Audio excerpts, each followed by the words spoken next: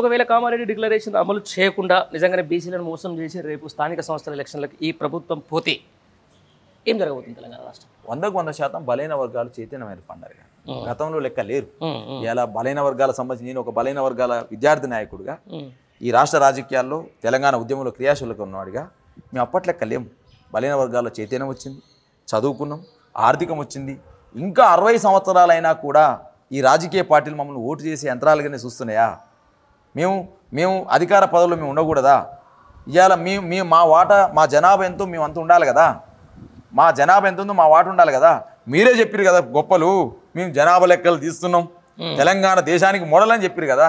మరి జనాభా లెక్కలు తీసిన దాంట్లోనే మీ ఎమ్మెల్సీని ఆ పత్రాలని తగలబెట్టిండు కదా. ఈ జనాభా లెక్క సరిగ్గా తీయలేరని మీ ఎమ్మెల్సీ అంటే మీ కాంగ్రెస్ పార్టీ ద్వారా గెలిచిన ఎమ్మెల్సీనే ఈ జనాభా లెక్కలు తప్పు అని చెప్పేసి మాట్లాడింది కదా. ఇంకేం ఉంటుంది దీనికి? ఇంతకంటే ఇంకేం తార్కాణం కావాలి? మీరు చేసింది తప్పని తేలిపోయింది. ఆ తప్పును కూడా అబద్ధాన్ని కూడా అందంగా చెప్పేటువంటి నైజం కాంగ్రెస్ పార్టీకి ఉందంటూ నేను. అబద్ధాన్ని కూడా తప్పు చేసి కూడా అందంగా చెప్పే నైజం కాంగ్రెస్ పార్టీకి ఉంది కాబట్టి ఇలా అనేక రకాల మాట్లాడుతున్నారు. 10 నెలల కాలాన్ని 10 ఏళ్ల కాలానికి 18 నెలల కాలానికి కూడా పోలికే చేయాలన్నట. ఏం పోలికే చేస్తావు రేవంత్ రెడ్డి? ఏం చేస్తావు? నీ పోలిక ఏముంది చెప్పనా? లగిచెర్ల రైతులు గిరిజన రైతుల దగ్గర భూమి గుంజుకున్న దాంట్లో అన్యాయం ఉన్నదయా? అదేవిధంగా ఇవాళ గద్వాల జిల్లాలో రాజోలి రైతులు, అది దిలాపూర్ ఏదైతే ఇథనాల్ ఫ్యాక్టరీకి వ్యతిరేకంగా ఆదిలాబాద్ జిల్లాలో రైతులు కొట్లాడితే రైతుల మీద కేసులు పెట్టినవయా? రైతుల్ని జైలు పంపడమా నీ పోలిక అంటున్నా నేను. రైతులు ఆందోళన చేస్తే జైలు పంపడమా నీ పోలిక? నీ సొంత కొడంగల్ రైతులయా? కొడంగల్ రైతులు, గిరిజన రైతులు, గర్భంతో ఉన్నటువంటి మహిళలు వచ్చి ఏడ్చుకురాయా కేసీఆర్ గారి దగ్గరికి వచ్చి, కేటీఆర్ దగ్గరికి వచ్చి, హరీష్ రావు దగ్గరికి వచ్చి అయ్యో మమ్మల్ని అరెస్ట్ చేస్తున్నారని చెప్తే అలా ఆయన జైలు పెట్టినవయా?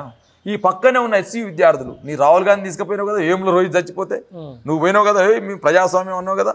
అదే ఎస్సీ విద్యార్థుల్ని ఈ కంచగచ్చిబోలి భూముల్ని అప్పనంగా ఆ కార్పొరేట్లకు అప్పచెప్పొద్దని చెప్తే ఆ ఇద్దరు విద్యార్థులను జైలు పంపినావు కదా. వాళ్ళ మీద కేసులు ఎత్తేసినవా? వాళ్ళని జైల్లో పంపినావు కదా. ఇలా విద్యార్థులను జైల్లోకి పంపుతుంది. అశోక్ నగర్ చౌరస్తాలు ఏ గ్రూప్ 1 విద్యార్థులతోటి, ఏ నిరుద్యోగులతోటి మీటింగ్ పెట్టి ఛాయ్ తాగినావు కదా. ఎప్పుడైనా రావచ్చు, ఎప్పుడైనా ఛాయ్ తాగొచ్చు అన్నావు కదా. ఆ విద్యార్థుల్ని లాఠీచార్జ్ చేసినావు కదా. ఏ ఉస్మాన్ సిటీకి అయితే వెళ్ళి నువ్వు నిరుద్యోగుల తరపున మాట్లాడుతున్నావు కదా. ఆ నిరుద్యోగులే మెగా డిఎస్సీ ఏమని చెప్తే మెగా డిఎస్సీ వేయకుండా వాళ్ళ మీద దాడి చేసినావు కదా.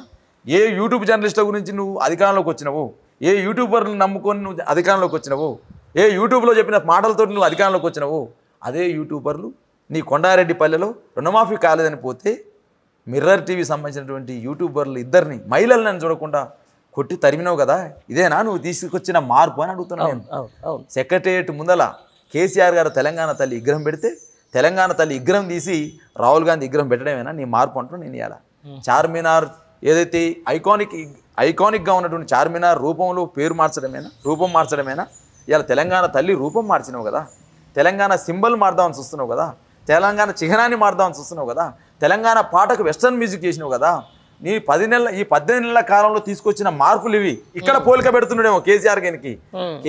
కేసీఆర్ గారు తెలంగాణ అస్తిత్వాన్ని డెవలప్ చేస్తే, కేసీఆర్ గారేమో అస్తిత్వాన్ని డెవలప్ చేస్తే రేవంత్ రెడ్డి గారు వచ్చి తెలంగాణ అస్తిత్వాన్ని బొందబెడతా ఉన్నాడు. ఇవాళ నీళ్ళ విషయంలో ఎందుకు మాట్లాడతలేవు రేవంత్ రెడ్డి? నీళ్లు నిధులు నియామకాలని ట్యాగులెంతో కొట్టాను కదా మేము. కృష్ణా నీళ్ళు దోసుకపోతా ఉంటే, గోదావరి నీళ్ళని దోసుకపోవాలని ఆలోచన బనకచర్ల ప్రాజెక్టు కడతా ఉంటే ఎందుకు ఇవాళ నువ్వు వ్యతిరేకంగా మాట్లాడతలేవు? మాట్లాడు, ఈ నోర్లు మాట్లాడు పాండారి గారు. వీళ్ళకి ఏమైనా వాళ్ళు ఇచ్చే మూటలు కావాలి, ఆ మూటల సంచులతోటి వచ్చే పదవులు కావాలి తప్ప పదవుల కోసం పెదాలు మూసిన వాళ్ళయ్యా వీళ్ళు. తెలంగాణ ఉద్యమంలో ఈ కాంగ్రెస్ పార్టీ నాయకులు తీరు చూడలేమా మేము? ఈ కాంగ్రెస్ పార్టీ ఈ రోజు ఉన్నటువంటి జానారెడ్డి గారు ఆ రోజు తెలంగాణ ఉద్యమ సమయంలో లేరా? ఈ రోజున ఉత్తమ్ కుమార్ రెడ్డి గారు ఆ రోజు తెలంగాణ ఉద్యమ సమయంలో లేరా? ఈ రోజు ఉన్నటువంటి ఈ కాంగ్రెస్ పార్టీ నాయకుడు షబ్బీర్ అలీ ఆ రోజు లేడా?